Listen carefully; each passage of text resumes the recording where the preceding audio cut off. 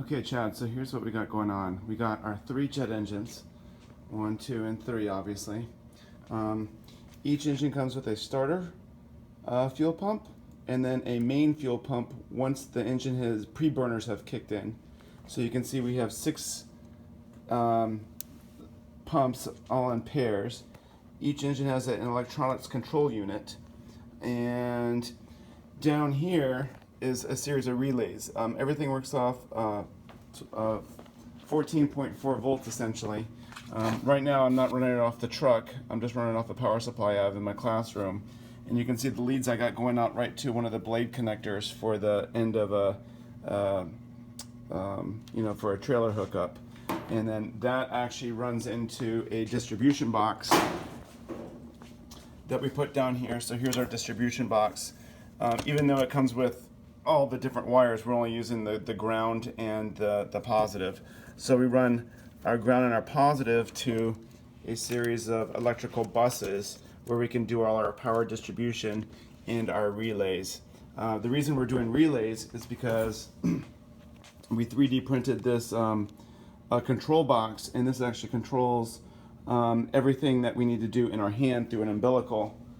And instead of running all the current up to the control box, we decided, okay, let's do it with a series of electrical relays. So we actually have 12 relays. There's 6 down below and 6 above.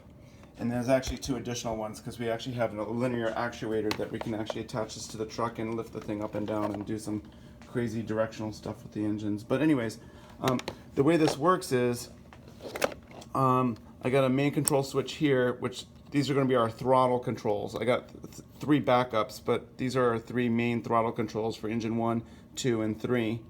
And then this is a main power switch that will shut down the power for the throttles only work off 5 volts. Everything else here works off the 12 or the 14.4. But this actuates, allows all this to go live. And then essentially I have my ECUs. So here's ECU 1, and that just turned on. ECU 2, and you can see that turned on, and ECU 3, so that just turned on. So that kind of controls that. These are fuel pumps, so I'll just give you an idea what that looks like. So I'm not going to run that much longer because I don't actually have any of our lines hooked up to fuel. So these are all our fuel lines. Starter pump 1, starter pump 2, starter pump 3. But then even before we do our starter pumps, what we have to do is the front of every motor has, turbine has a electric motor, and we actually can start this with our control unit here. So if I do this, you can see that guy's starting. Now, unfortunately, this only runs up to 2 amps in the classroom, so I can't do everything. But from the truck, I actually have a 30 amp fuse running off this, so it can control everything. Here's number 2, and here's number 3. But then the last thing is this spark plug stuff. So this runs the spark control unit. There's 12 to 24 input, and then it runs the spark wire up to a CM6 spark plug. So I can actually actuate the spark plug, so you can hear that going crazy. 2 and 3 used to work, but it no longer works. So I can't get number 3 to work. We actually had one fail in the past. We actually have 4 of these units, and this is one that had failed. It's like a little in-house control box that they had made. If I pull this off, you can actually see the ignition coil, and they have like a little circuit board off to the side, and this one no longer works, and now we just had another one fail. So now somehow we got to come up with a third. The way the system is designed to work is the first thing we would do for a specific engine is we turn on the ECU. So I turn on the ECU, and then I run the spark, and then I get the motor pre-turning. So boom, it's going to start pre-turning there. And then after that's pre-turning, we actually engage the fuel pump.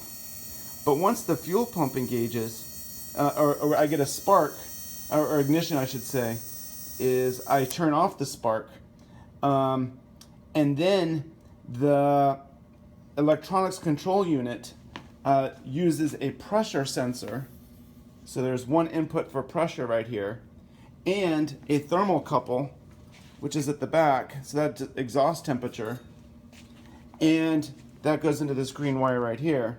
So essentially this guy will now take over once the temperature gets to the correct temperature and the pressure is correct. It will know that the engine has started up. We shut down the start pump, and then the main fuel pump goes to the main burners, and then the ECU controls everything. And then the only thing that we input is throttle control. So there's our throttle control, and what it uses is pressure and exhaust temperature to know what the engine's doing in response to our throttle control. So we're very, very close to giving this a final test. We had gotten one of the engines pre-burned before, but then we realized we had some startup procedures, so we decided to keep working on stuff before we give it another go. But the only problem we have right now is our third ignition coil. It has failed in some capacity. It you know, if I run the thing, I can't get a spark at all. But you can see with these guys, if I just pull this off, if I just pull the alligator clip and I run this guy here, let me go in. So you can see I can get quite the spark. It's all grounded through the chassis.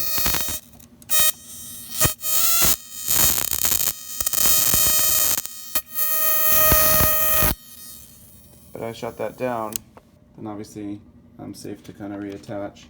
So I need to get one more of these. I got to be able to make a spark off of 14.4 volts of electrical input, and then we should be able to get these puppies going. You might be curious why there's so many fuel lines. Each pump has 3. So this right here is for my third engine, and then this is the start fuel pump, and then this is the main fuel pump, and then the one that we don't have marked is actually an overflow. There's like a pressure relief valve. If it pumps too much fuel in, anything over just goes back to the reservoir.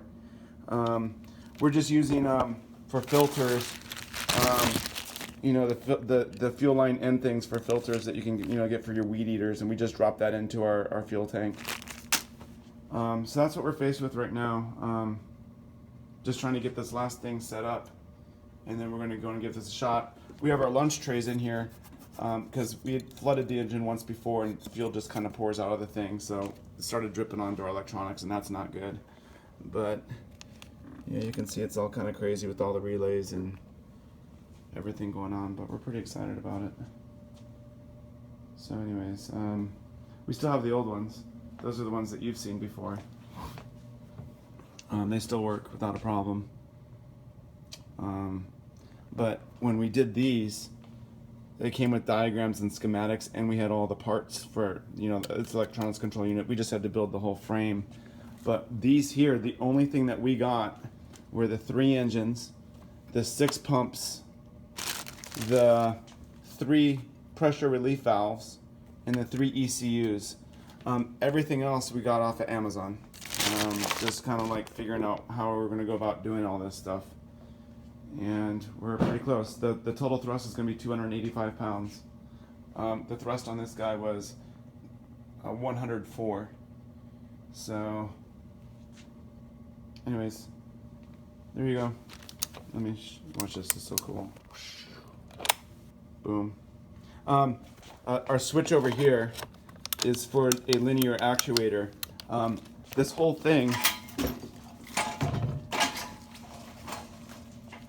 check this out.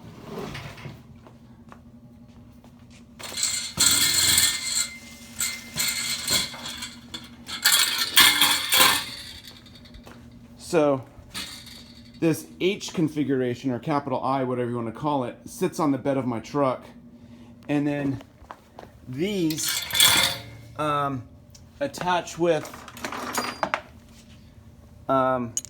turnbuckles to the rope attachments in the bed of my truck. So 1, 2, 3, and 4.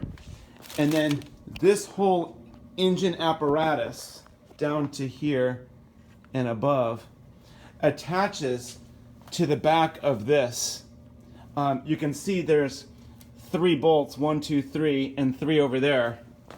And on the back of this, what we have is large T-hinges. So we use 3 of these holes. So the whole thing actually hinges.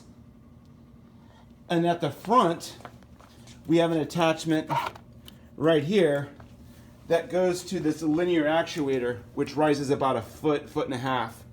And essentially what it does is it allows us to tip the whole engine up and down so we can fire some of this thrust into the ground and grass and water and whatever we might back up to. I had the linear actuators and I just thought it'd be kind of cool if somehow we incorporated it, and that's what we came up with. But essentially this right here, this will be the tailgate of my truck, and then the rear bumper, and then the rear wheel sitting right here, and then this is the top of the bed of my truck.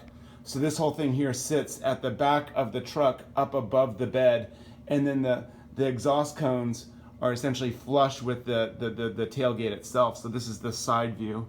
So that's what we're kind of shooting for. But then this whole thing will be able to raise up and down by about 45 degrees using the linear actuator that's attached here.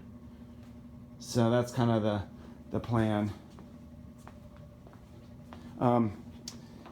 If I don't come up with a solution for this guy here, a new ignition coil, what we'll do to at least test the engine in the meantime is we'll just move one over to the other. You know, eventually we'd like to be able to operate all 3 simultaneously, but with our testing stuff, we'll just do one engine at a time, obviously. But that's kind of the rig. I know that was 12 minutes of your life that you won't get back, but I know you like this type of stuff and you enjoyed seeing the engines before, so thank you for letting me share. Awesome.